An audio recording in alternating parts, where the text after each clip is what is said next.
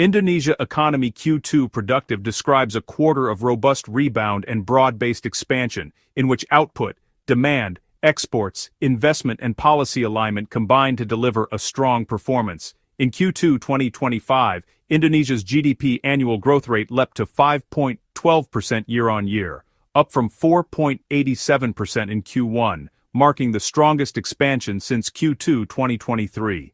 On a quarter-on-quarter basis, real GDP rose roughly 4.04%, following a contraction of 0.98% in Q1, indicating a sharp bounce-back in productive activity across sectors. The full-year 2024 growth stood near 5.03%, and for 2025 the government and analysts aim for growth in the 4.7 to 5.4% band, underscoring that the Q2 outcome exceeded baseline expectations. Labor markets reflected the productivity gains. The unemployment rate in the March quarter of 2025 stood at 4.76%, down from 4.91% in the same period a year earlier. This is the lowest recorded unemployment level in decades, and it signals that the strong growth in Q2 likely translated into improved labor absorption. The number of employed persons climbed to over 144 million, while unemployed persons fell to around 7.2 million. The reduction in unemployment amid a growing population and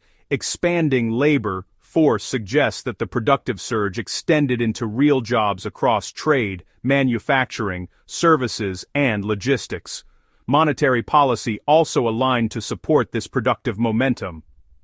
Bank Indonesia lowered its benchmark 7-day reverse repo rate by 25 basis points to 5.50% earlier in mid-2025, and adjusted deposit and lending facility rates to 4.75% and 6.25% respectively. This move signaled a shift to modest easing after a period of tightness and helped smooth credit conditions. In the Q2 environment, effective lending rates to firms and households responded by trending slightly downward, improving funding affordability for investment and working capital. While still vigilant on inflation risks, the central bank's adjustment reinforced the productive orientation of policy in the quarter. Inflation remained moderate and stable. In mid-2025, inflation was reported at 2.65% annually, down from earlier readings. The monthly inflation rate in Q2 hovered near 0.21%. Core inflation, measured excluding food and administered items, came in at about 2.19%. These inflation figures gave room for real wage gains and sustained purchasing power for households, supporting consumption growth without triggering aggressive monetary tightening. The moderate inflation backdrop signals that demand pressures were strong but not destabilizing, consistent with a productive growth cycle rather than an overheating one. Indonesia's Q2 2025 was a productive quarter, with GDP growing strongly at 5.12% year-on-year. Public debt remained manageable around 39% of GDP, reinforcing a supportive fiscal environment. The economy was driven by strong private consumption, a rebound in fixed investment and accelerated exports. Credit markets responded, with lending expanding to both enterprises and households. These combined strengths delivered a quarter of robust and sustainable advancement, not just a cyclical fluke. Indonesia Economy Q2 Productive describes a quarter of robust rebound and broad-based expansion, in which output, demand, exports, investment and policy alignment combined to deliver a strong performance. In Q2 2025, Indonesia's GDP annual growth rate leapt to 5.12% year-on-year, up from 4.87% in Q1, marking the strongest expansion since Q2 2023. On a quarter-on-quarter basis, real GDP rose roughly 4.04%, following a contraction of 0.98% in Q1, indicating a sharp bounce back in productive activity across sectors.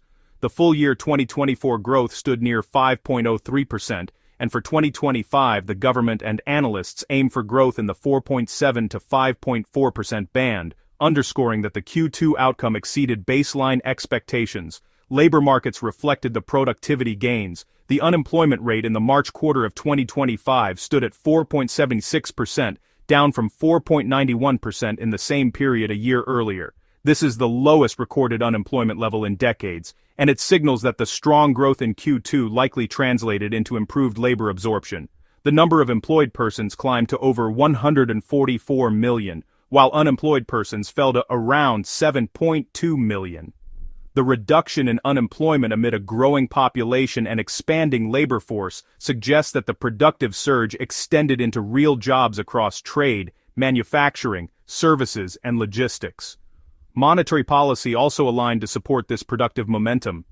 Bank Indonesia lowered its benchmark 7-day reverse repo rate by 25 basis points to 5.50% earlier in mid-2025, and adjusted deposit and lending facility rates to 4.75% and 6.25% respectively. This move signaled a shift to modest easing after a period of tightness and helped smooth credit conditions. In the Q2 environment, effective lending rates to firms and households responded by trending slightly downward, improving funding affordability for investment and working capital. While still vigilant on inflation risks, the central bank's adjustment reinforced the productive orientation of policy in the quarter. Inflation remained moderate and stable. In mid-2025, inflation was reported at 2.65% annually, down from earlier readings. The monthly inflation rate in Q2 hovered near 0.21%. Core inflation, measured excluding food and administered items, came in at about 2.19%. These inflation figures gave room for real wage gains and sustained purchasing power for households, supporting consumption growth without triggering aggressive monetary tightening. Public debt and fiscal dynamics reinforce the supportive environment. Indonesia's government debt-to-GDP ratio in 2024 stood at about 38.8%, and projections toward year-end 2025 anticipate a slight uptick to around 39%. This is a manageable debt burden relative to many emerging markets and allows fiscal authorities space to deploy capital expenditure, social support, and targeted stimulus if needed. The government ran a modest budget deficit in recent years, around 2.3% of GDP, and maintained fiscal discipline while supporting infrastructure and public investment agendas, which feed into productive capacity. Sectoral contributions in Q2 demonstrated the productive rebalancing. Private consumption surged by 4.97% year-on-year, up slightly from 4.95% in Q1, benefiting from improved real incomes and consumer confidence. Fixed investment rebounded strongly at 6.99%, recovering from weakness earlier in the year and reflecting renewed capital expenditures in industry, infrastructure, and utilities. On the external side, exports accelerated to 10.67% growth, while imports rose 11.65%, indicating robust trade activity and strong demand for intermediate and capital goods. Manufacturing output expanded by 5.68%, real estate grew by 3.71%, mining recovered by 2.03%, and construction also posted gains. These cross-sector advances underscore that the production base, not just exports, was materially stronger in Q2. In summary, Q2 2025 for Indonesia was a productive quarter. GDP grew strongly at 5.12% year-on-year, 4.04% quarter-on-quarter. Unemployment fell to 4.76%. The central bank eased to an interest rate of 5.50%. Inflation was moderate at 2.65%. Core, bars 2.19%, and debt to GDP hovered around 38 to 39%. Combined with strong contributions from consumption, investment, exports, credit growth, and fiscal support, the elements aligned to deliver a quarter of robust and sustainable advancement rather than cyclical fluke.